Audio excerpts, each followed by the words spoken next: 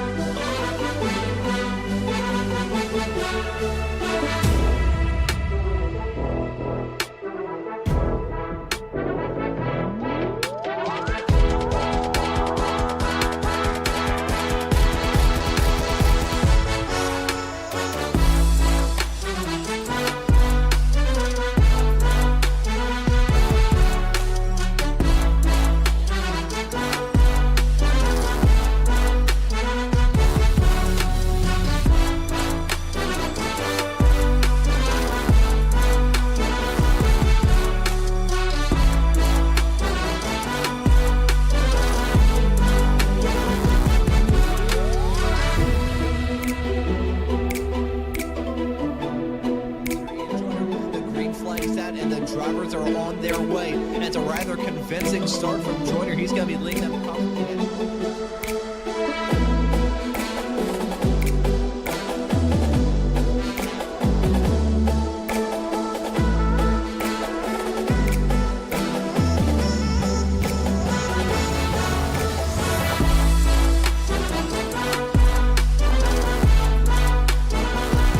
Heading through this bend, it tightens up though before they head off into turn number 8. This is going to be very close. What is that? Based off the fact you sound like you sat on a cold toilet seat there, Adam, but that was insane. And Kramer was mega sideways coming out of turn number 8. That one got me. That one got me.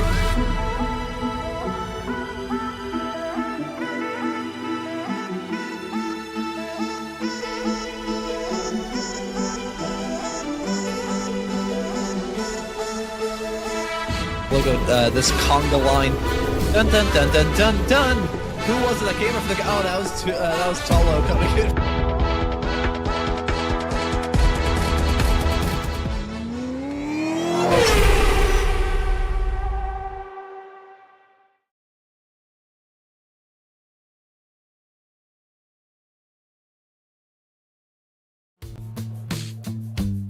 Well, hello and good afternoon, everybody. Welcome back here to Slow Motion Broadcasting, and welcome back to the Formula Ford Weekend Warriors. This is round number 4 of this season, coming to today from the Red Bull Ring. My name is Ron Maunz. Alongside me in the commentary booth is Charles Boshell, and in the virtual production hauler, we have Guido Marzucchi. Charles, we head to a track that I don't really think of when it comes to Formula Ford racing, the Red Bull Ring, obviously the host of the Formula One Austrian Grand Prix, and a whole slew of other races throughout the calendar year. But I don't know, the Formula Fords around here are going to be a rather interesting ride. I'm looking forward to figuring out how these cars tackle this track. Yeah, it has the potential to be a really good race. I think if I remember back in the annals of my broadcast career doing the Weekend Warriors at some place or another, I think we've ran the spec racers here, but I don't remember running the Formula Fords here very often. But the spec racers race quite well here, obviously with the draft. These obviously don't have the same draft effect that the spec racers do, but they do have some draft, and it's going to make the start straight and then the straight between turn 1 and turn 3 very interesting. So I'm looking forward. Like I said, has the potential to be a really good race. The lap times to qualify in the top 16 are within a second. As we just say that, it just changed. Now the top 18 are within a second. So it has the makings to be a really good battle up toward the front of the field. Obviously, if you look at the top 2, within a millisecond of each other. Craziness. It's dead heat at the top. So that could, like I said, could make for a very good race. But as of course, when you have that many cars that close together, there is the potential for disaster. So we'll have to keep an eye on that as well.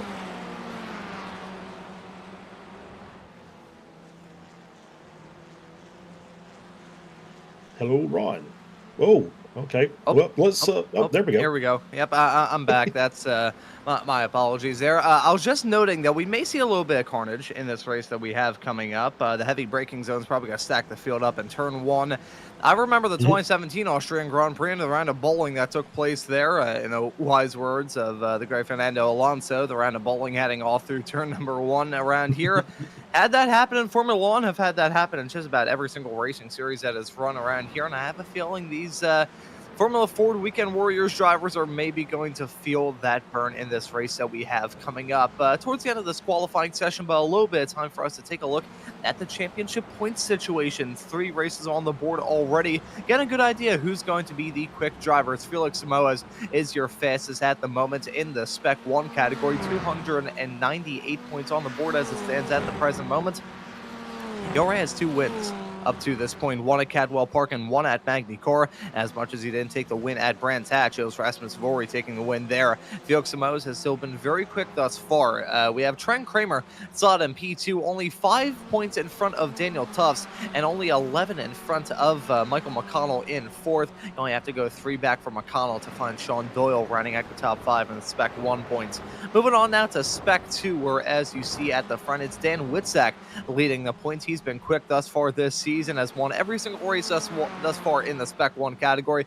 Fernando Alfonso slot in P2, Dustin Meehan, Fabian Singer, and Daniel Salmon rounding out your top 5 in the Spec 2 points. Gonna move on now to Masters, where it hasn't been the janitor Jorg Mani sweeping it up. Instead, it's been a different driver whose first name starts with a J. It's Jeff Wubker in the 909 car. He has been quick, 181 points on the board thus far. Only has 1 Masters win, that coming in the second round of the championship at Magny Cours, but he's been fast and consistent, so I have a feeling that he will be the force to be reckoned with in this Masters category. But, Charles, I think with all that being said, let's maybe do a small little lap guide with Trent Kramer.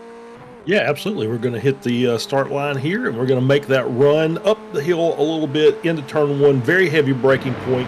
Obviously, lap one's going to be critical to get through this corner safely.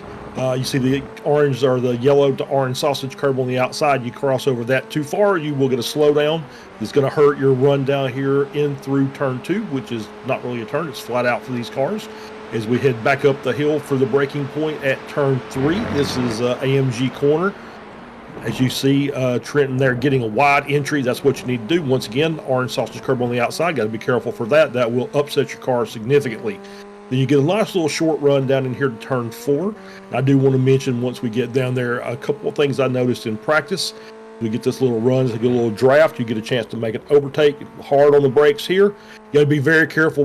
I noticed that a lot of as we just split the cars, you see the debris coming out of turn 4 into turn 5. That's going to make life a little difficult as cars go off the track there. Same thing here as we're going through 5 or 6 into 7. As we see, you have a tendency to run wide there. You'll bring some gravel back onto the track through 7 and 8. Got to get this just right. You see, carry that right there. You see, get a lot of exit curb there for 8, and then the run down over the hill into turn 9. Very easy to get off track here, especially going through this corner, because you're taking it just about as hard as you can go there. And then you see, this is the trouble spot there. The entry into the pits, that's going to have somebody getting penalties during the course of this race, because it's a very, very tight entry, and there is no room for error. You cross over the white line, you're going to get that unsafe pit entry penalty. Yeah, and you mentioned a good point talking about the second to last corner of turn number 9. Whenever I think of the track limits around here, I get bad flashbacks to, I believe it was 2023, when about 98% of the F1 grid picked up penalties during the race. I think there was like 80 seconds worth of time penalties allotted to those drivers after the checkered flag, not even during the race, just afterwards upon further review. I think of that, and I think of 2016 when they had some killer anti-cut sausage curbs around here, which literally rattled the cars to death. Oh, that's a big sideways snap for Salmon heading down that start-finish straightaway. That is not the ideal line heading off into turn number 1, taking a trip into the runoff area, which consists of the old layout of the Osterreich Ring, the Red Bull Ring circuit that we have right now, far from the original track here. In fact, the predecessor to this track, I'm not referring to what it used to be known as the A1 ring, or even before then, when they had the slightly more puffed up version of the Österreich ring. Before this entire motorsports facility existed, there was Zeltweg at an airport, which is literally, I think, like 5 miles away from the present day track. So that's pretty odd to think about, how the Austrian Grand Prix has always been held in the same little window. Compare that to the US, where, just trying to think of the amount of Grand Prix venues there have been in the US. So we've got COTA, Miami, Las Vegas already on the calendar. Looking through, or not gonna count, what was it, in Hoboken, New Jersey? Hoboken, for the Port Imperial Street Circuit. They never actually built that, which was a bit of a shame. But Detroit, Dallas, Indy hosted, of course, the U.S. Grand Prix in the 2000s, and then later, actually earlier than that, hosted the Indy 500, which was a part of the F1 calendar back in the day. The list goes on. Yeah, Long Beach, Watkins Glen. And even if you encountered the amount of venues that have been rumored to host a Grand Prix in the United States, that list would go on and on and on and on. But I think, speaking of a list that goes on and on, I think we're going to take a look at the starting grid for this race. We have a pretty big grid, which is a little bit surprising considering this track isn't exactly the most popular one in the world of iRacing. It will be Daniel Tuss in the number 34 car starting this race from the pole. Rasmus Viori will join him on the front row. Juan Garcia will start in third next to Felix Samoa as your championship leader in fourth. We have Edward Buchanan in fifth, Kevin Adrian in sixth, Sean Doyle, the Aussie, in the 74 in seventh. Dan Witzak will grab the Spec 2 pole starting in P8. We have Trent Kramer and Tortolo rounding out our top 10. Yep, starting at 11th, we got Jason Green. That's a little bit down on the list for him. That was Jorg Monty in P12, Dustin Meaden in 13th, Antonio Reese in 14th, Fernando Afonso in 15th, Zippy Salmon in 16th, Chris Montgomery 17th, Josh Wilkie in 18th, Alan DeGassis in 19th, Soren Garretts in 20th. Then looking outside of the top 20, the list of these drivers continues on with Paul Jackson in 21st, Andrew Love in 22nd. Starting this race in 23rd is going to be our chief meower here at Slow Motion Broadcasting, Adam Thompson. Jeff Wubker will start alongside in 24th. We have Andrew Hertz in 25th, Jim Brewster in 26th, Florian Utz in 27th, Fabian Singer, the Austrian, starting his home race in P28. Jeff Jacobson will start in 29th, with Russ Telker rounding out your top 30, and your 30 cars set to grab the green in about 1 lap's time. We got all of that squared away before they even started this formation lap, so a little bit of time to compose our thoughts for what's going to be a rather hectic race. Yeah, absolutely. I think I mentioned a couple of things, watching out for the debris. I think that's going to be an issue over in the second sector, 4, 5, 6, and 7.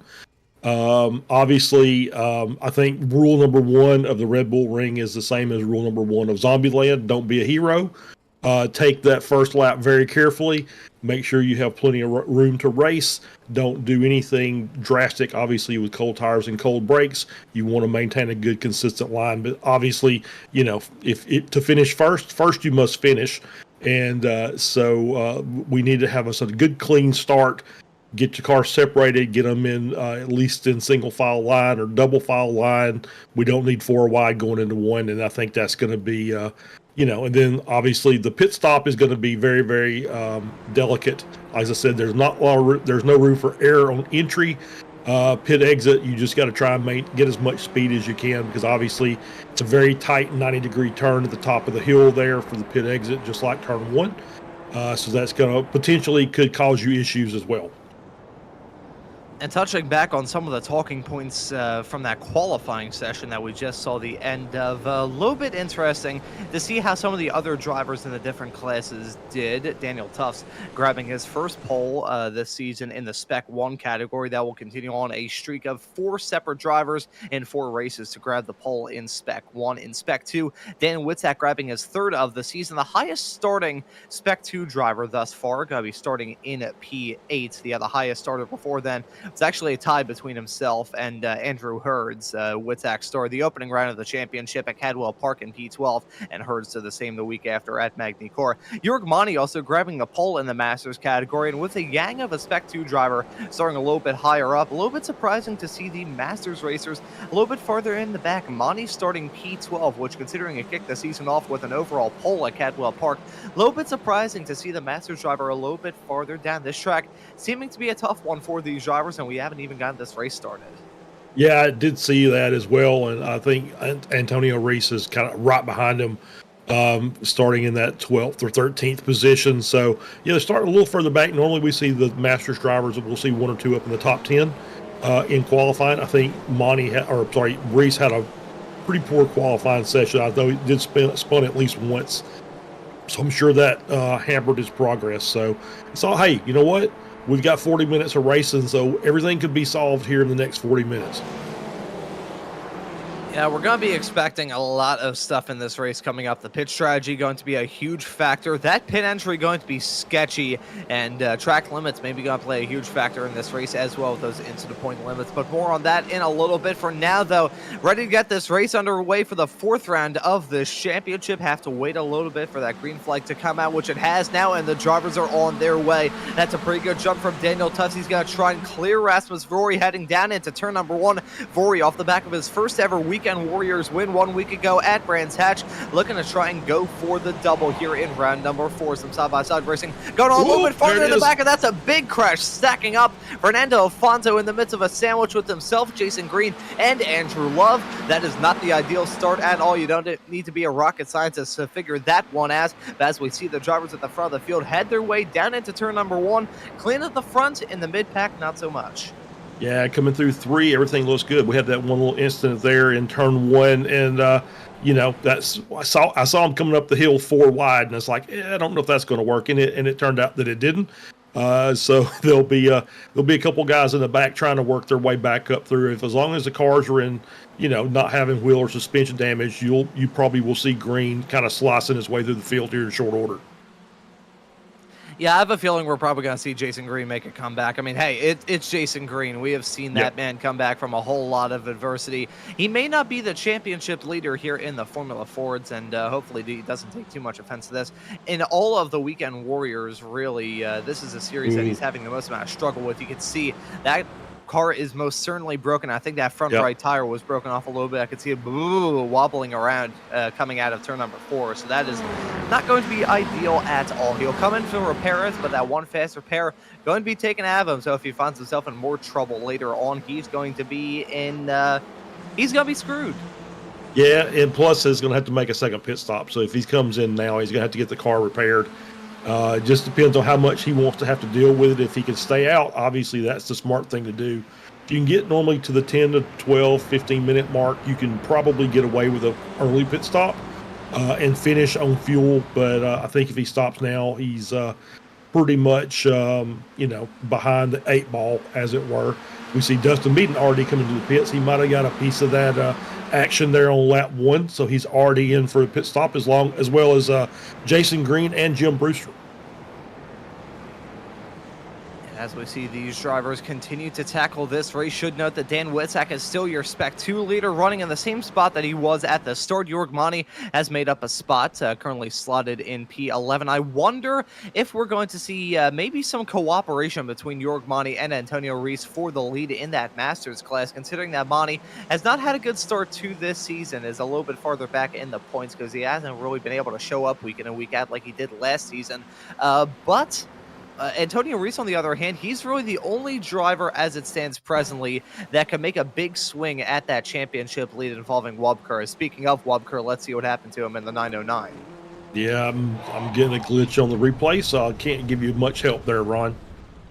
And it's funny you raise that. That's exactly what's going on for me. So we will say that something is going on involving Jeff Wubker at the present moment. What it is ain't exactly clear. I think we made a whole song about all of that. So unfortunate for Wubker to have the incident that he did. Here is the re-rack. Here we go. Heading down that start-finish straightaway, you can see the stacking up. Yes. Oh, yeah, that was a big stack up. Jim Brewster clipping the back of Wubker. That was a messy incident coming onto that start-finish straightaway to take the green. Yeah, I'm not really sure how the miscommunication that occurred there. It just kind of looks like, yeah, I'm not sure. I just want to say it. I'm seeing the replay, but I couldn't tell you if maybe Jim got a really good start. Maybe Jeff was a little slow. But either way, obviously there was a speed differential there and contact made. Then you see the contact there in turn one. Ooh, more than just those cars. Is that Stevie involved in that as well? No, that's Zippy Salmon there in the Iron Brew machine.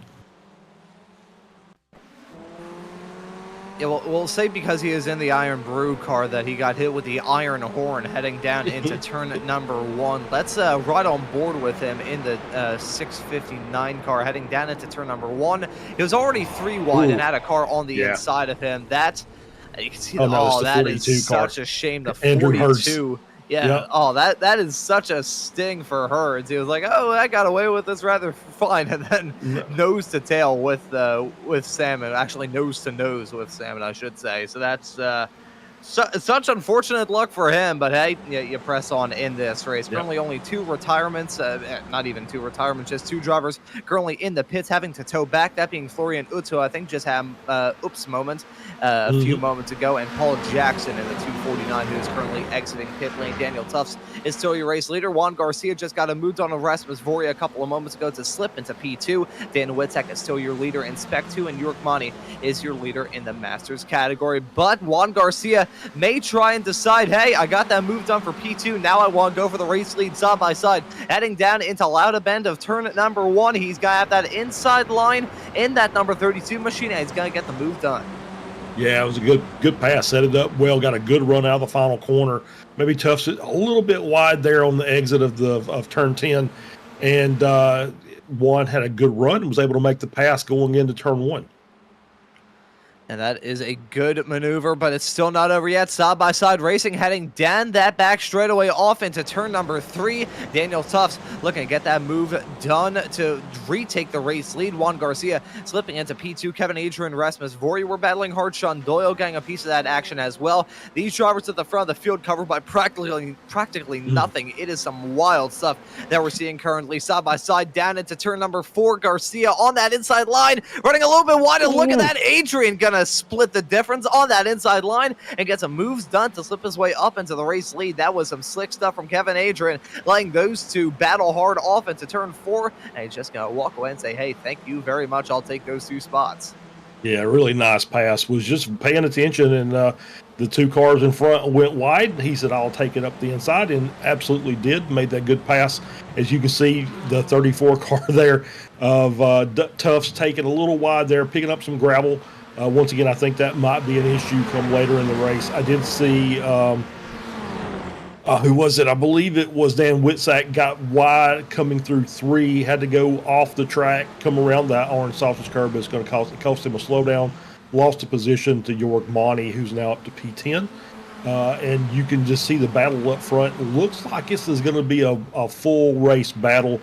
Once we get some issues with the pit stops, we might have 6 or 7 cars up in the front battling for the win.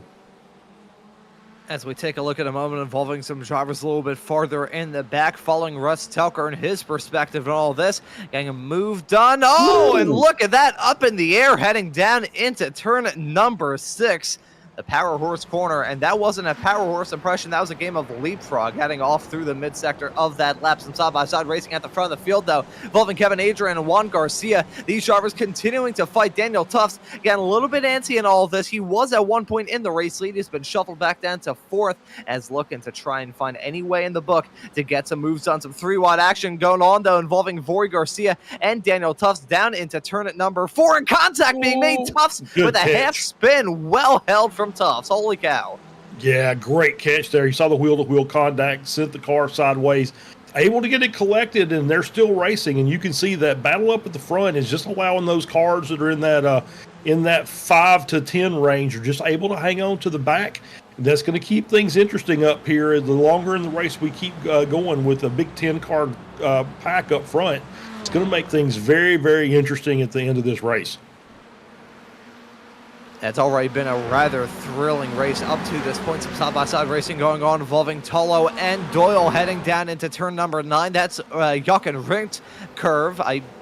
Jochen Rindt, second time's the charm. I'm not sure what I said his last name was a few moments beforehand. Second try's a charm in terms of some of the name pronunciations. My German ancestors are rolling in their graves.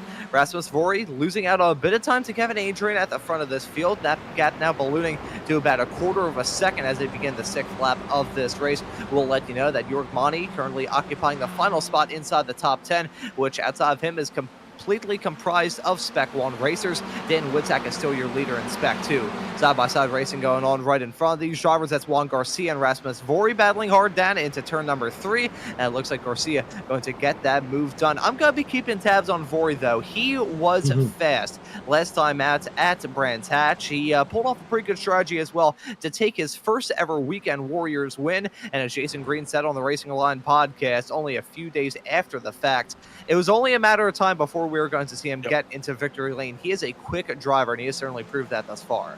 Yeah, absolutely. He is quite quick in that car, and he's put good results up even without the win. He's had some top threes, and so the win just a nice capper. As we see, we're on board here with Jörg Mani. Got a 4-car pack there. He's in P10. Witzak just behind. Those are your S2 and Masters leaders, Mani and Masters. Witzak in Spec 2. And then you've got Antonio Reese behind him running second in the Masters. And Soren Garretts is hanging on to that group as well.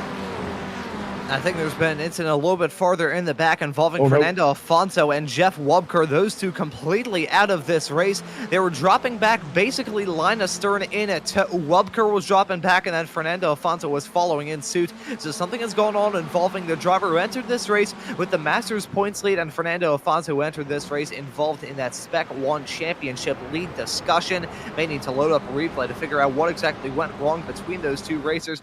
May have been some other extracurricular drama outside that, is some drivers are saying that now is the time to pit, mainly in the form of Adam Thompson and Joshua Wilkie. So the two owners of Slow Motion Broadcasting designed to come into the pits at the same time, side by side though at the front. Yeah, side by side at the front, and yeah, it's that's early, but that's a good strategy for the undercut. Get some clean air. You can run some clean laps without all the traffic, and maybe make up a position just on the overlap with the pit cycle. As we're on board here, still going 2 wide, still 5 cars up battling for the lead of this race. Garcia, Adrian, I think on the outside, trying to work his way around. That's a hard corner to try and work the outside on. Not so much there. He's going to still hang to the outside. It's going to switch over to the inside, and let's see if that buys him a little bit of purchase. And side by side going through 6. And as we're continuing to see this go on, something has gone desperately wrong for Mr. Wilkie in the number 23 car. Finds itself in 25th at the moment, still down in pit lane. Something is awry for the driver of the number 23 car, currently 40 seconds at his pit stall. I wonder if he picked up any sort of pit lane penalty. We talked about that before the drop of the green flag here, Charles, and I think that may have been what happened to Josh. Some side-by-side racing at the front of the field, continuing on involving Garcia, Adrian, and Daniel. Tufts, look at that side-by-side hang through the final corner. Kevin Adrian trying to get some moves done as Felix Samoas and Trent Kramer deciding that now is the time to come down pit lane. These strategies and these pit stops coming a little bit earlier than we probably had in mind, but forget the strategy. We have got a massive pack of race cars at the front of the field battling as if it's the end of the race. Holy cow. Wow, Adrian just basically cut the nose off of, I think that was Tufts up there, and coming through one, just made it a very sharp entry, and I believe it was Tufts that had to lift there a little bit and check up. It might have been Viore, actually, come to think about it. But yeah, just absolutely crazy up there at the front, and still you see 7 cars up there battling for that, in that lead pack. As Jörg Mani's up to 8. So we're going to see how this these early pit stops play out. Because like I said, if you're going to get into clean air and be able to run some good hot laps, it's not a bad strategy. Just go ahead and get your pit stop out of the way.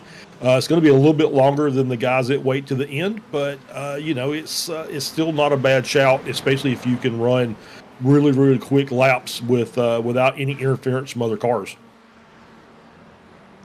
As we continue to see this race develop, I will let you know that the moment involving Jeff Wubker and Fernando Alfonso, I tried to figure out what it is. Both those cars completely disappeared off the face of the earth. As holy cow, that is a moment involving Jeff Jacobson. The replay, that's heading its way off onto the pits. Cut away from the view right as we saw that incident take place. I wonder if that's just a simple miscommunication on pit entry. Yeah, it kind of looks like that. It's coming through the corner there. And you see the car behind. I think that's the 904 car of Alan DeGassis. Just took a little bit tighter line through there. Was able to pick up. It looked like maybe the car in front got the car a little loose. Maybe slowed up a little bit more than DeGassis was thinking. Contact made both cars spin.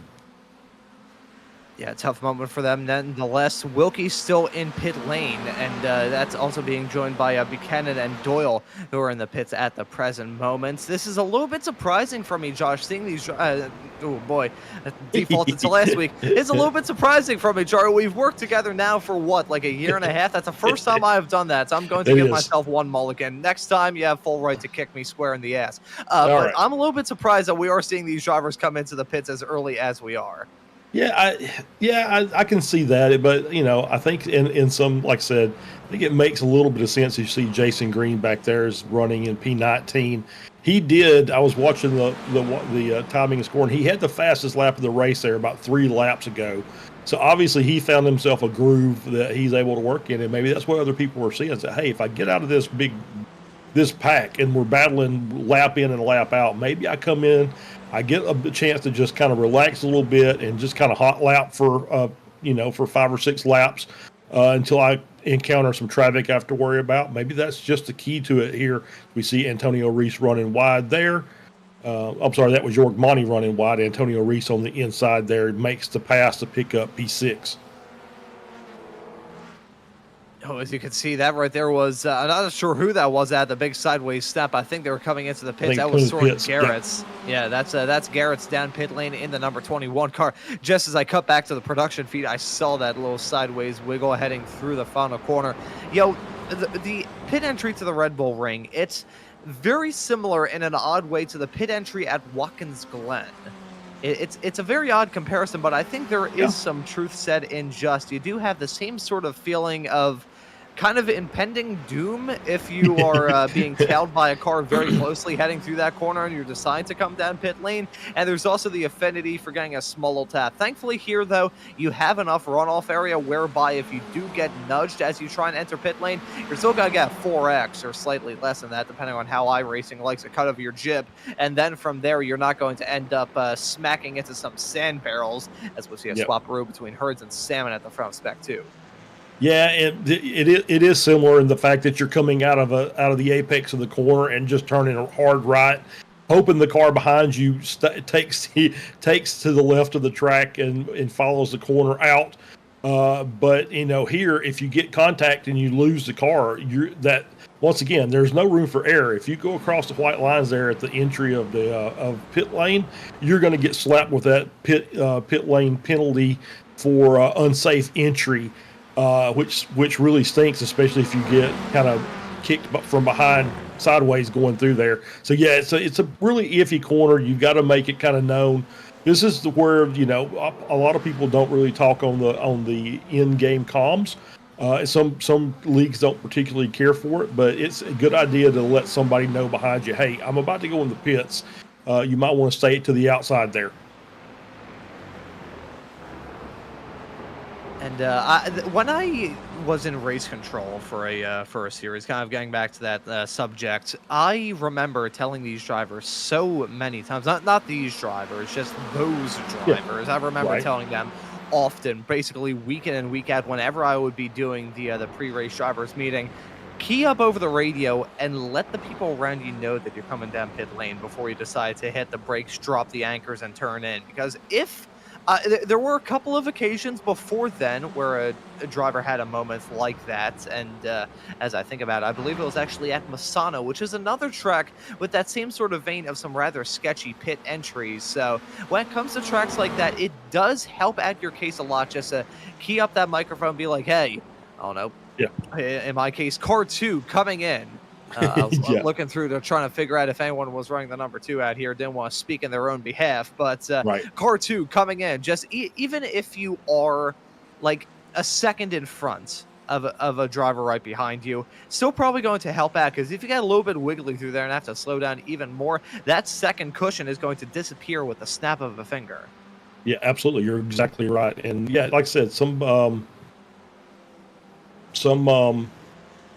ooh, sorry about that. Had a little bit of a stutter there on my race that I'm watching. Yeah, it's like I said, some leagues don't really appreciate it. They just say stay off the mic for every reason, because it once you're used to communicating on the mic, sometimes your communications become not necessarily broadcast friendly, especially if there's an incident involved. But yeah, it's all. I think, to me, either have a hot key that says, "Hey, I'm going into the pits," or just key up the radio, say, "I'm pitting now." Especially if you've got a car hot on your tail, because obviously you don't want to just give up the position on the track and lose a half a second to let the car go by. So yeah, it's just a good idea to at least be able to communicate with the other drivers, either through text or through voice. See, I gotta say, when it comes to some of the discussion that you hear over in sim radio from time to time, that can even mess with your head, whether you're behind the wheel, or at least from my perspective, in the commentary booth. In my early days of commentary, I wouldn't turn down the iRacing radio chatter, and some of the first broadcasts I did were for some official races where you probably see the most amount of radio chatter out of any sort of racing action in the sim. If it was an oval race, God forbid. But with the Road Course series that I was commentating, it was the Radical Esports Cup.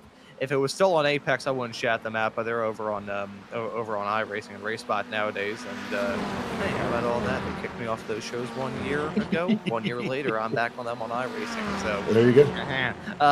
but so you know, I'm a little bit salty about all that still. But no, when I used to do those early broadcasts, I would have that iRacing radio on, and when you hear a driver, how can I say this?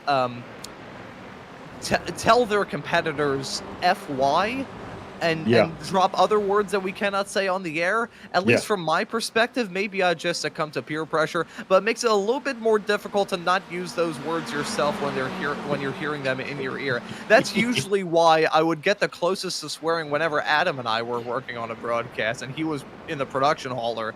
So some of the stuff that man would say about the racing action, man, I wish I had that level of freedom to say that on the air. Yeah, as we're kind of watching, as we're kind of in the mid part of the race here, Fabian Singer of the hometown hero just came in for his pit stop. Is running mid pack, so he's having himself quite a good debut. He's up 10 positions currently, running in P18. He might lose a spot or two as he's coming out of the pits, but a good battle here between Quentin Kramer and Chris Montgomery as we're working our way down through the field. Edward Buchanan in 12th, Dan Whitsack still running in 13th. Is no longer in the lead, but I think the cars in front of him in Spec 2 have yet to pit. So that'll flip around as they come through. Jason Green up to 16th, trying to make his recovery drive. I think he's going to have to come in again, unfortunately, to take fuel. So he's going to be doing a lot of passing of cars today. I don't think we're going to necessarily mind that. Remember some of the first broadcasts we did for the Spec Racer Fords about a year ago together, Charles, when Maurizio Nazelli would always start at the back and then just cut his way through the field? That was always such a good storyline to follow because we tried to get the total count of overtakes. Yeah, and it's when you're up in the 40s doing that with those big grids where you've passed 30 cars before the pit stop and then go into the pits and then have to pass another 10 or 12 after the pit stop. Just unreal. We're on board here with Jeff Jacobson. Looks like we're coming down into turn. Looks like this is turn 4, I believe. No, that's turn 3. I'm sorry. Ooh, and you can see that sausage curb, how it disrupts the car. He's already at a half spin, and then just kind of jumps over the curbs with his left side. He's doing a little rail grind there with the Formula Ford.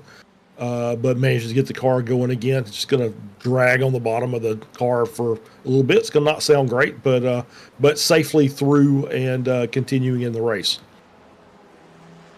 As we were seeing that half spin from Jacobson get essentially stopped by that whack into the outside curb coming out of turn number 3, it reminded me of I was actually in the car the other day and pulling into the parking lot of a gas station, and the abrupt swap from the street to the parking lot of this gas station was so abrupt it actually pulled the steering wheel out of my hands. I was like, oh, Wow. right. It reminded me of my karting days. I mean, I will say, in reference to the roads around Philadelphia, I am pretty sure there are there are abandoned Roman towns that haven't been touched since about 1976 by archaeologists that have better roads than than certain roads in the city of Philadelphia. That was a brutal whack for that car, and it's an Oldsmobile, so it shouldn't, it's an 80s car. The suspension is basically like a giant sack of jelly for those cars, so you wouldn't expect it to just yank the wheel at it. It felt like I was back in my karting days. I was like, oh Christ, I felt like I was gonna snap a wrist if I did that any more times.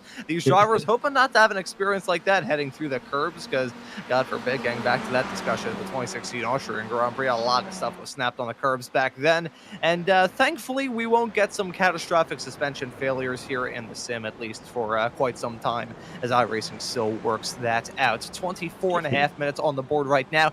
Daniel Tufts is still your race leader. Kevin Adrian slotted in P2. We're taking a look at a battle, though, involving some drivers a little bit farther in the back of this field. That's Adam Thompson and Andrew Love battling in Spec 2. Yeah, that's a good little run to the inside there for Thompson as he makes that through turn 8. Now they're coming down into turn 9. You see how wide you get there. I think that might be an off track for Love.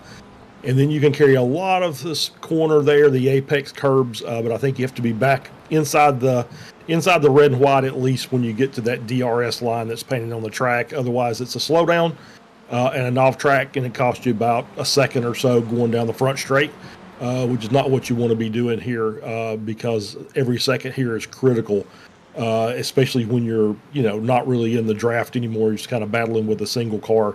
You don't want to give up that much time as we're on board here. I think that's is that Whitsack we were looking at? Yeah. So back to the lead here with Tufts, Adrian, Viori, and Tortolo.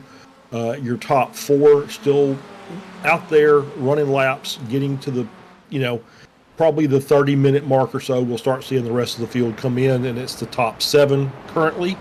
Have yet to stop, as well as Alan DeGassis, I believe, and I think that's it. So I think there's 8 cars still yet to take their pit stop. So we'll see how the guys that came in early, such as Felix Samoas, Andrew Hurd, see how they're going to end up shaking things out when these guys come in, where we're all going to line up. I think it still might be a very close battle up front. And speaking of a close battle, let's take a look at a replay to see this moment for Thompson. The sideways snap heading through turn number 4, not going to help out his cause one bit. And that may have been the deciding factor in that battle between himself and Andrew Love as it stands currently. Love back in front of Thompson, so the commentators jinx, the falling anvil, whatever you want to say, clearly coming down on him in the 244 car. I will note that Andrew, incidentally enough, is actually running a Spec 1 number and all this, but I believe he is still marked as Spec 2. He is a Spec 2 driver, so I think that's just a small little iRacing foible in being in the 122 car and Thompson in the 244. But nevertheless, still got a battle that's maybe got a flare up between those two. As that's Rasmus Viori briefly getting up. Doesn't know what happened there. Is he hit 88 miles an hour and he got sent back to 1950. So he was driving around the Osterreich ring for a brief period of time. There you go. Yeah. I mean, if we're going to commentary curse somebody, it should be Adam Thompson. I mean, let's be fair about it. And Andrew Love actually was, when I first started doing this, he is a master's class driver. He just chooses to run Spec 2. So he's a master's as far as his age is concerned. But he just decides, I want to run in the Spec 2 class. I don't want to run the master's class. And so that's what he does. I gotta say, on the subject of commentators' jinxes thrown towards Adam way, it's actually been a rather good week here on Slow Motion Broadcasting, for the simple sake we found where we found where the catnip was kept, and we got it out of the commentary booth. So that's good. Knowing my luck, though, at the end of this, he's gonna come in and meow. Yep. So probably. And also, Jason Green, if you're tuning into this broadcast in the week, trying to get the highlights together for the Racing Line podcast, where I believe it'll be Eric Luke as the guest for this upcoming I week. think that's right. He may need to clip that so Adam will know that the catnip has been removed, so he could probably sneak some more in later on this season. Oh boy, Charles, you were on the Racing Line podcast. I was. This past Tuesday. We didn't really talk about it too much during the Wednesday Ray Esports Club Racing League finale, but how was it there? Oh man, it was great. I really had a good time with Stevie, Adam, and Jason. Just really good questions. The people that you normally see in our YouTube chats, as well as some of the drivers. I believe JG1 was out there in the chat, as well as our buddy Jim. Jim Brewster, and of course Tam, who's seemingly here all the time. Our unofficial third broadcaster, and so yeah, it was great to hear from everybody, and it was great. It was a great podcast. Really enjoyed it. But happily do it again whenever they need somebody just to jump in.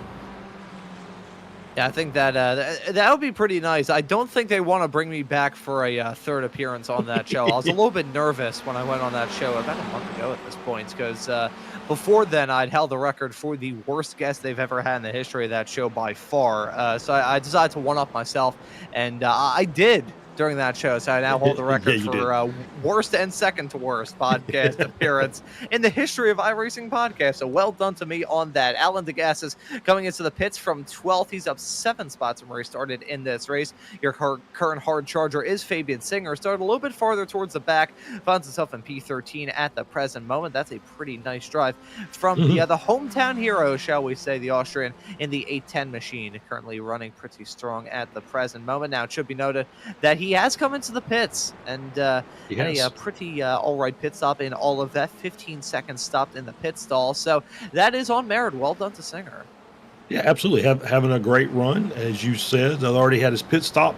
Still have a couple of, we've got Whitsack that's ahead of him, has already stopped. I think all the Spec 2 guys that I'm looking at, I think, have all stopped. So he's had a good run, and he's only just two. See, is he? Yeah, I'm looking at it. He's got a Spec 1 number, but a Spec 2 number, but a Spec 1 color beside his name. So for Fabian Singer there, but I think he's currently running second, if that's correct, running second in Spec 2. So having a great day. And being raised by Tam in the YouTube chat, I think there was an anvil for Adam Thompson. He's now out of it, currently slotted in 23rd. The only driver he's in front of is Paul Jackson. So we were talking about a commentator's jinx for Adam. I guess it may have actually come to pass. He finds himself in 23rd at the present moment. Not sure what happened there. Looking through, he disconnected from the session, but it was not a sort of technical issue. So there may have been some added dramas. We take a look at a moment involving Rasmus Fiori at the front of this field, running wide hang through turn at number 1, so no harm, no foul done there. And that was a simple off-track moment for Vori. Here's a moment involving Andrew Herds in the 42. This is heading down into turn number 4 and overshoots it a bit, and around he goes. A simple half spin for Herds. Yeah, and gets the car righted and can continue on. Obviously, I think loses a position there, as still back on board now with Fiori. Up in the lead, we're down to the top 3 cars. They should be coming in probably this lap. We're at the 32-minute mark. I can't imagine their fuel lasting much longer. As we see Jim Brewster coming in, he came in obviously on lap 1 as well, so he'll be going in to get a little bit of fuel as well. So he'll come in and relinquish P21, drop back a little bit. I think Jason Green's going to have to make a stop in as well. So still coming around again. Well, there's 2 of them in. So we've got Tolo in, Garcia in. Viore stays out for 1 more lap. I'm going to assume, we can keep an eye on that as he comes around down the front straight. But yeah, we're at the point now that it's, the guys that are pretty good on and fuel management can squeeze out that extra lap. But my guess is Viore comes in on this lap as well, and we'll see where everybody's shaking out here. Looking down the grid, we've got those 2 cars running second and third. They're coming out of the pits now. Adrian coming down the front straight, and you're going to see those cars. And it looks like we're going to have a pretty good battle here. It looks like we're going to have 5 cars that are going to be connected together pretty close. Yep. So we'll see how this all shakes out. These 3 that are running together can track down track down Tolo running in P2. Yeah, and Tortello, a very quick driver, returning to the Weekend Warriors after taking some of the first weeks of this season off, returned to the Formula Vs yesterday, and returned to victory lane in the process at the Saxon Ring. So who knows, maybe if Rasmus Vori, who pulled off a fantastic strategy 1 week ago at the at Brands Hatch, if he can't do it here today, we may end up talking about Tortello doing very well in this race, but only time will tell. Looking at a battle involving Jason Green, Alan DeGassis, and Andrew Herds. They were briefly all packed in like sardines heading off through 9 and 10. And looking at these racers, still that's the Gassis gang that moved down into turn number 1. Jason gonna try and do the over-under coming out of it. They will be side by side hang down this straightaway, but Rasmus Vori making that call to come into the pits with only 6 minutes left to go in this race. The 199 car making that stop, and let's see how it works out with himself and Tolo. Yep, as we're back on here with this battle of Jason Green, DeGassis, and Herds. My guess is now that Viore is in, Jason's also one of those that's really good on his fuel mileage. So he'll be coming in probably this lap or the next to get his little splash of fuel. Obviously could not take enough on lap 1 after he came in for that pit stop. So now we've got the gap here. The gap is at 1.8 from Tullo back to Tufts, Adrian, and Kramer. Here comes Vori out of the pits. And Rasmus Vori going to exit. Ooh, that looked a little bit sketchy with that pit lane line. I wonder if he may have just gotten himself a penalty for all of that. Well, only time will tell if he actually picked up a black flag as a result of all that. I will be keeping tabs to see if he did, but he can see that gap between himself and Tortello hang down into turn number 3. Looks like Vori got away with one there, so he will be counting his lucky stars. That was certainly borderline. I think I saw those 2 left side tires get dangerously close to fully crossing that line, but I guess iRacing may be having slight different limitations as they have done in the past. I remember at one point you touch one of those painted lines with one of your wheels and you immediately pick up a penalty. Ran a little bit wide. I think the 2 left side tires were on the south side of that curb, but I think it is south side of the painted line, I should say, but I think he got away with them there. Meanwhile, a fight involving Daniel Salmon and Chris Montgomery took place, with Montgomery gaining a spot down to turn 1, but that was close nonetheless as Vori came out of pit lane. Yeah, here we go. We're going to get a replay of it as he's working his way out of the pits. Makes the hard right-hander here.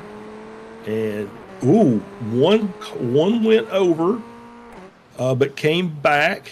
I didn't see obviously could not see the rear tire, but that was very, very close. You're right, Ron.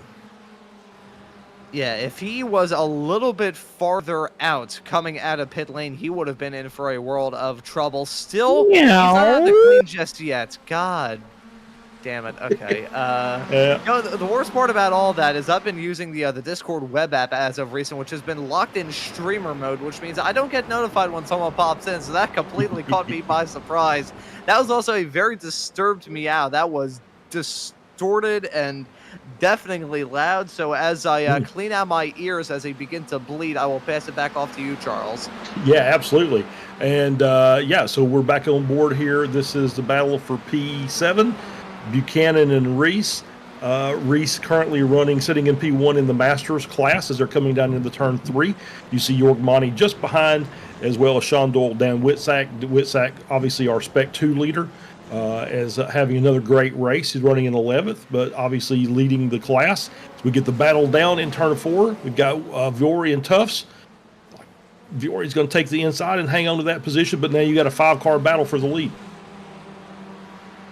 Yeah, this is a Hornet's Nest at the front of this field. Shows you that even through these races, as much as a lot of stuff can change by the end of it, you're still going to see exactly what you saw at the start. And in the first 10 minutes of this race, we saw Big Pack at the front, and still think we're going to have the exact same thing going on right now. Vori, Tufts, and Tolo, Adrian, and Kramer all covered by just about nothing here at the present moment. Still want to raise, though, talking about the other strategy. Tolo came in and spent a decent chunk less down pit lane than some of these drivers. 10.5 seconds down in pit lane. Compared that to Vori spending 12.2 and Daniel Tuff spending 13. That's a rather significant difference, but Tuffs and Vori covered by nothing. There's no difference between those two drivers heading down that start finish straight away off into turn number 1. This is going to be some fun. How's this going to shake out with these racers? And it's going to be Vori holding on to the lead. And on the subject again, talking about some of these strategies these drivers are running,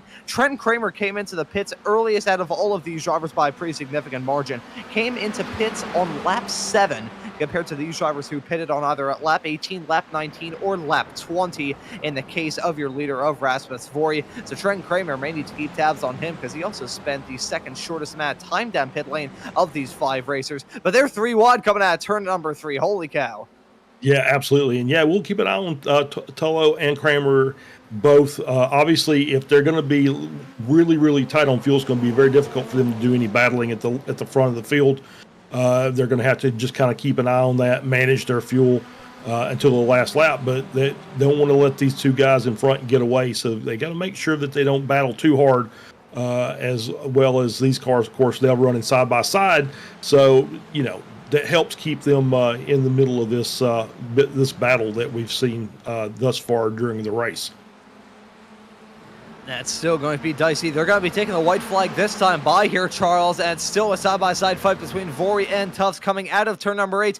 Down this small old flat-out blast into 9. Tuffs going to hold on to that inside line. I wonder where will be the 0.2 pounds. Oh, look at that. That could have ended in tears. Those drivers covered by practically nothing. Heading their way off through the final few corners. They are still close. Coming out of the final turn, the white flag in the air. Only one more lap of racing action. Rasmus Vori going to find it with a 1/10 of a second gap between himself and Tuffs. Tuffs cutting to that inside line, chasing after that slipstream, as not very powerful it may be in these Formula Fords. Still gonna be vital around a racetrack like this. Runs a little bit wide as a sideways snap. Kramer, yeah, my God, damn it, that could have ended in tears. He's gonna lose out on a spot to Tullo. He's gotta be quick. Look, oh my God, contact, huge crash. Tuffs, multiple cars. That's Adrian Tullo. Kramer got a piece of that action, and upside down is Tor Tullo tumbling in the runoff area. Wow. And it was lap traffic. I think it was Jim Brewster, but he was running a clean line. He wasn't really involved in that. He just was kind of hanging over to the right-hand side of the track, but they were battling so hard that basically caught up with Jim, and that really just kind of sealed everything as far as any racing battle here. We're going to see if Kramer can make a lunge here at Vori in the last half of the lap. And holy cow, I'm still trying to catch my breath and all of that. Think about this from Trent Kramer's perspective. He damn near lost it about 17 times coming out of turn number 1. I think he got a slight nudge and all of that. He now finds himself in the catbird seat if Vori has some sort of mistake heading through the final few corners. But Rasmus Vori, he finds himself in the position where he only has 2 more corners left to go to try and go back-to-back. Won his first ever Weekend Warriors race only 1 week ago here. Well, not here. It was done at Brands Hatch. But here in mainland Europe, Vori, the Finnish driver in his first ever season in the Weekend Warriors world, going to round his way around that final corner here at the Red Bull Ring to go back-to-back in this season. Rasmus Vori going to grab the checkered flag in dramatic fashion here at the Red Bull Ring. Trent Kramer with the save of a lifetime and a P2. Juan Garcia going to round out your podium. Antonio Reese going to be classing 4th at the end of all that. Dan Witzak will grab yet another Spec 2 win from this season, continuing on that record that he has thus far here in Season 2 of 2025. But holy cow, Charles. Yeah, that was a pretty dramatic ending to the race on the last lap there. And like I said, I don't think Jim did anything wrong. I think he was just minding his own business over on the left-hand side, was letting those guys race. And it's Fabian Singer there coming across, gets P2, I believe, in Spec 2. But with the 8-10 number, but great run by him, gained 19 positions during the race. So obviously a Red Bull ringer, we'll call him that, and had a great run. I think these drivers were drinking a whole lot of Red Bull based off how dicey they were from the drop of the green flag all the way through to the fall of the checkered. I'm going to have to look back to hear exactly what I said as we saw that moment for Trent Kramer coming out of the final corner. I think I said, yabba dabba damn it. Here's Alan DeGassis out of gas. heading down that start-finish straightaway. He's going to cross the line in 16th at the end of all of it. Daniel Tufts, as a result of that drama at the end, your pole sitter in this race, not even going to see the checkered flag. The best he's going to finish is P18. That is a kick in the shins if ever you see it. Yep, for sure. Absolutely. That is not the way you want to finish off a race, a really good race, as a matter of fact. We really only had one incident, and that was at lap 1. Everything else was really clean for the rest of the time there, the rest of the time until we got to the last lap. And I would like to see a replay of that as well, as we see the carnage has now ensued. Ooh, Oh! Nice Paul air. Jackson up in the air. Oh. Holy cow. Sticks the landing. Great job. But this is wow. It's like I said, pretty dramatic final lap, and then of course, as the weekend warriors want to do, they're just going to destroy their cars after the race is over with. If they can't find a place to jump them, they're going to find a place to wreck them, and that's exactly what they've done.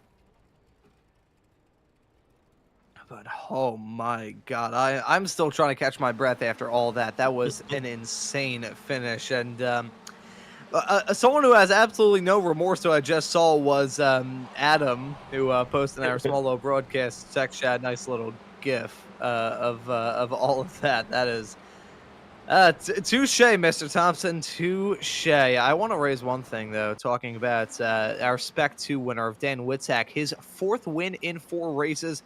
We may need to swap the janitor status from Jorg all the way over to Witzak, and here's a moment involving Tufts, that end of the race. Look at that from Tolo's perspective. Holy cow. I wonder, Guido, if we could maybe ride on board with Tolo and his perspective of all that, because he had the wildest ride to end them all. Let's see. I wonder if we can actually count the flips and all, but you can see Kevin Adrian coming across and bang into the guardrail. Sky, ground, sky, ground, sky, ground, blocking at sky, ground, ground, and there goes the camera. So basically, I think I heard Guido say that wasn't Jim Brewster on the inside. I'm not sure who it was. I just know it was a red car that kind of looked like Jim's car. So if it wasn't Jim, I apologize, but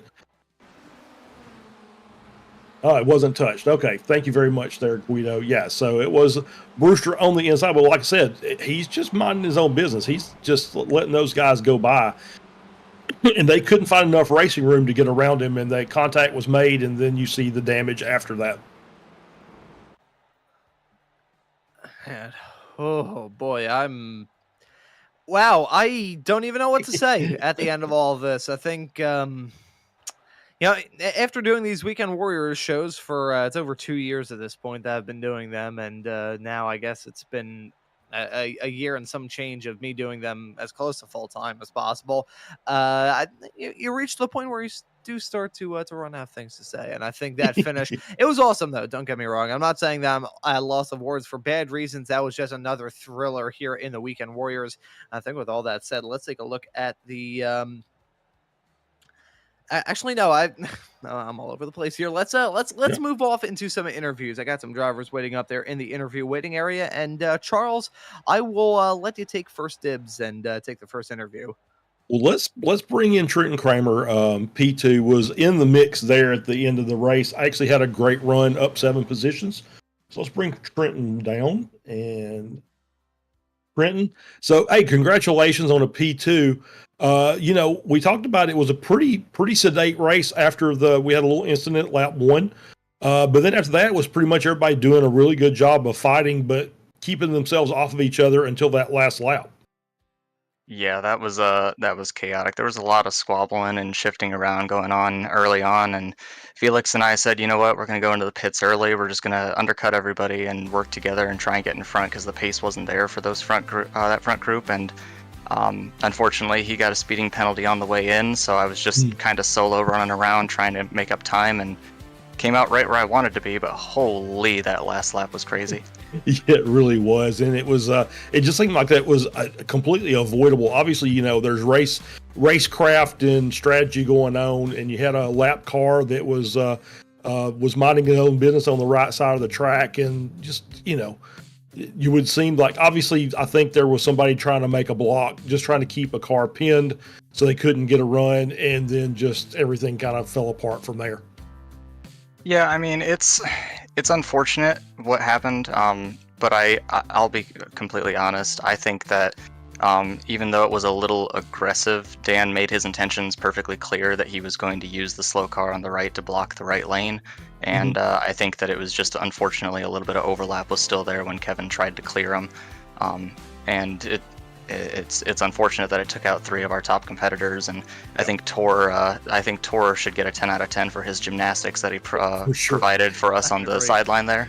But I looked to my left because I'm in VR, and I just saw him tumbling and was like, "Oh my god!" So it's unfortunate, but it was a really tough elbows out race the entire time. It's just a matter of that last lap, the elbows came a little too far. Yeah, absolutely. And as you said, the undercut worked today. You were able to get in early, get your stop done, and came out in a prime position to pick up a P2. So congratulations. And we're going to see you in the Spec Racer race in about an hour. Yeah, I'll definitely be there in a little bit here. All right, sounds good. Trenton, congratulations. We'll let you give any thanks or shout outs that you want to give. Well, every time I'm in here, I always got to start out with you guys. You guys put on a fantastic broadcast, and I heard from some of the people that were in the chat that didn't unfortunately make it to the end of the race that you had a pretty wicked view of my last ride going through the last lap there. So I'm excited to look at that.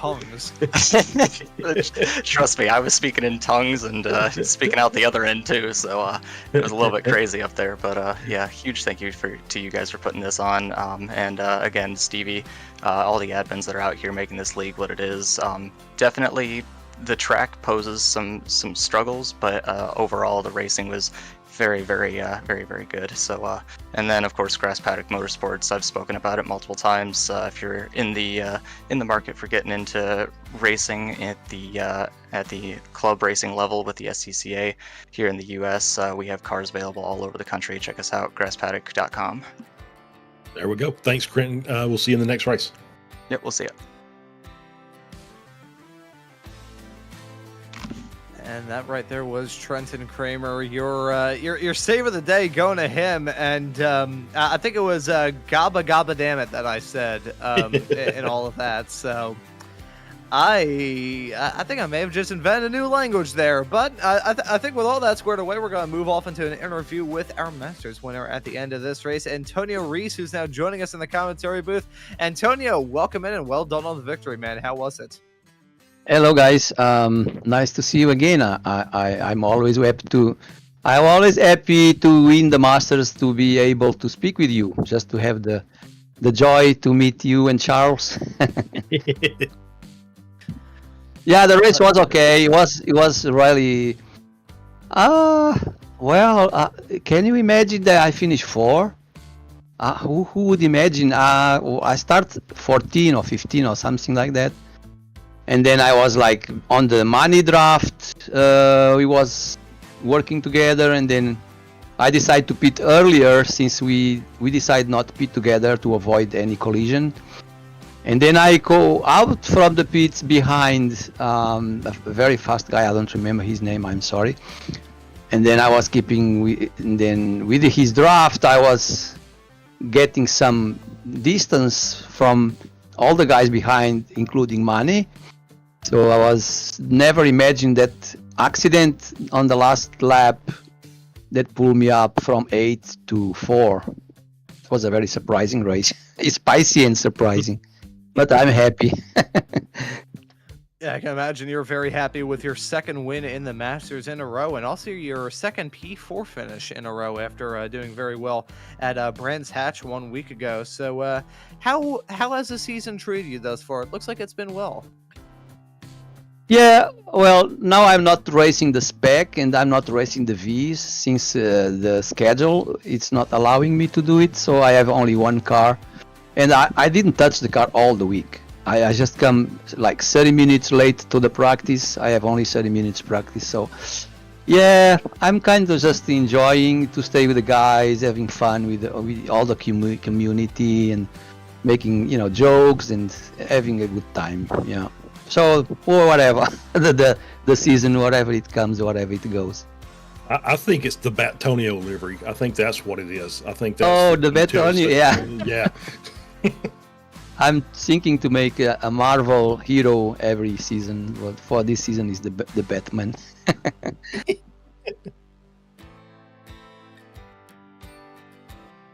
Okay.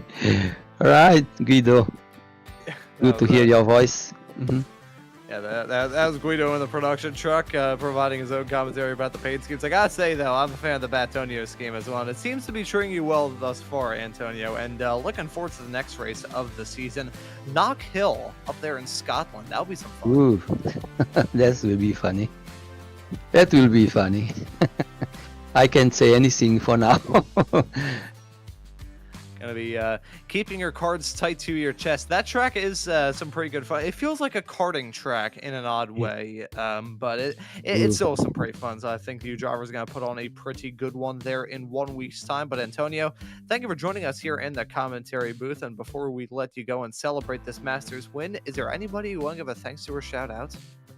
Yeah, thank you guys for having me, and thank for you. Always put a very good broadcast. And for the Steve Ray, I can never, always say something about Steve Ray because he's the father of the league, and then also for the drivers, all the community and the sponsors for the, for these Weekend Warriors championships, and for all the viewers, everybody watching. So yeah, and for me. Hey, I mean, if it wasn't for you putting in the drive that you put in here today, you wouldn't be able to get the Masters win. So that's what matters at the end of the day. Antonio, thank you for joining us here in the commentary. Thank you, guys. Congratulations. Yeah, take care. See you next time. And that right there was your Masters winner of Antonio Reese. Looks like Rasmus Vuri will not be joining us here in the commentary booth. May need to get in touch with him because I would love to hear his perspective and how jubilant he is after getting 2 back-to-back wins here in his first ever time in the Weekend Warriors. But Charles, Knock Hill in 1 week's time, that track, it's one that I have an okay amount of experience on, but it's also one that I, for some reason, have been on a strange kick of driving around on iRacing as of recent. So maybe I just whacked my head too much as a kid. I really enjoyed that place, or it's actually a fun track. Either way, though, really looking forward to it. Yeah, it is. It is a fun track. A lot of my experience with Knock Hill is with my team running Porsche Cup there. And if the Porsche Cups are just a blast around that track. It's almost too much car. The Knock Hill is a very, very small track. It is, as you said, go-kart track-like, but lots of elevation, some really funky chicanes that you're going to have to worry about. But it's going to make this racing very, very fun. I think it's going to be a good weekend. And we've still got some action to look forward to here on SMB today. The Spec Racer Ford Weekend Warrior is going to be running at Long Beach. That is going to be a sight to behold. I remember the Formula Fords ran here about a year, ran there, I should say, about a year ago. So seeing these SRFs, that is going to be a sight to behold. I dread any sort of incidents hanging through the hairpin, but all of you have to tune into that broadcast coming up later on today here on SMB. And actually, before we wrap things up, here are your results at the end of all of it. Rasmus Vuri, your winner. Trent Kramer slipped in P2. Good lesson to broadcasters out there. Always take a look at the production feed instead of just browsing through Discord. Juan Garcia going to round out your podium in third. Antonio Reese, your winner in the Masters category. Edward Buchanan going to round out your overall top 5. We have Dan Witzak winning it in Spec 2, Sean Doyle in 7th, Kevin Adrian in 8th, Fabian Singer in 9th, Daniel Salmon running out our top 10. You can see the list continues on with the likes of Montgomery finishing in P11, Jason Green in 12th, Andrew Hurds in P13, Soren Garrett in 14th, and Dustin Meehan rounding out the first half of the field. Yeah, absolutely. Andrew Love in 16th, DeGasse is 17th, Daniel Tufts 18th after a wild ride there at the end, as well as Thortello. Big crash at the last lap. Jorg Monty drops down to 20th, Jim Brewster 21st, Paul Jackson 22nd, Felix Samoas 23rd, Adam Thompson 24th, Jeff Jacobson in 25th, Josh Wilkie 26th, early drama for Josh, Jeff Wubker in 27th, 28th was Fernando Alfonso, 29th, Russ Telker, and Mr. Florian Oots rounds out our 30-car field and the final runner. So those are your results at the end of this Formula Ford race, and we still got those Spec Racer Fords coming up later on here at Long Beach, and I hope all of you will be able to tune in to that broadcast. But for this one here for the Formula Fords at the Red Bull Ring, I think that will just about do it. So for myself, Ron Maunz, Charles Boshell joining me in the commentary booth, and Guido Marzucchi working on the cameras in the virtual production hauler, I say thank you also very much for watching this broadcast on SMB today, and we hope to see you all for the Spec Racer Fords coming up later on this afternoon.